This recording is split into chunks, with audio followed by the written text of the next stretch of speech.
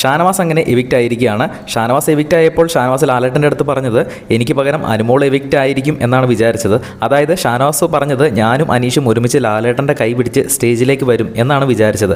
വീട്ടിൽ ഓൾറെഡി അനുമോളും അനീഷും ഷാനവാസും മാത്രമാണ് ഉണ്ടായിരുന്നത്. അപ്പോൾ അനുമോൾ എവിക്റ്റ് ആകും എന്ന് തന്നെയാണ് ഷാനവാസ് വിചാരിച്ചത്.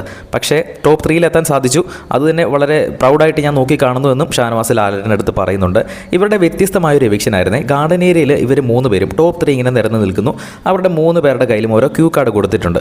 അപ്പോൾ അനീഷിന് കൊടുത്തിരിക്കുന്ന ക്യൂ കാർഡിൽ ഷാനവാസ് എവിക്റ്റഡ് എന്നാണ് എഴുതിയിരിക്കുന്നത്. അപ്പോൾ ആദ്യം ഇവരോട് ക്യൂ കാർഡ് മനസ്സിൽ വായിക്കാൻ പറയുന്നു, പക്ഷേ ആരോടും പറയരുത്. അത് കഴിഞ്ഞ് ബിഗ് ബോസ് ചോദിക്കുമ്പോൾ ഓരോരുത്തരും പറയുന്നു. അങ്ങനെ അനീഷിൻ്റെ അടുത്ത് ബിഗ് ബോസ് ചോദിക്കുമ്പോഴാണ് ഷാനവാസ് എവിക്റ്റഡ് എന്ന് പറയുന്നത്.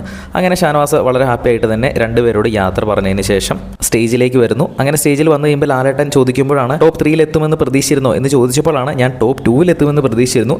ഞാനും അനീഷും ഒരുമിച്ച് ലാലേട്ടൻ്റെ കൈ പിടിച്ച് ഒരുമിച്ച് ഈ ഒരു ഫിനാലെ വേദിയിലേക്ക് വരും എന്നാണ് വിചാരിച്ചത് എന്ന് ഷാനവാസ് ലാലേട്ടൻ്റെ അടുത്ത് പറഞ്ഞു. എന്തായാലും ടോപ്പ് 3 എത്താൻ സാധിച്ചു. ബിഗ് ബോസ് എന്ന ഷോ അധികം കാണാതെ ഇത്രയും നല്ല രീതിയിൽ കളിച്ച് ടോപ്പ് 3 വരെ എത്താൻ സാധിച്ചല്ലോ. എന്തായാലും ഉടനെ തന്നെ ആരാണ് വിജയ് എന്ന് ഉടൻ തന്നെ അറിയുന്നതായിരിക്കും. അത് ലൈവിൽ നടക്കുമ്പോൾ തന്നെ നമ്മൾ അപ്ഡേറ്റ് ചെയ്യും. അത് കാണുന്നതിനായിട്ട് ചാനൽ ഒന്ന് സബ്സ്ക്രൈബ് ചെയ്യുക.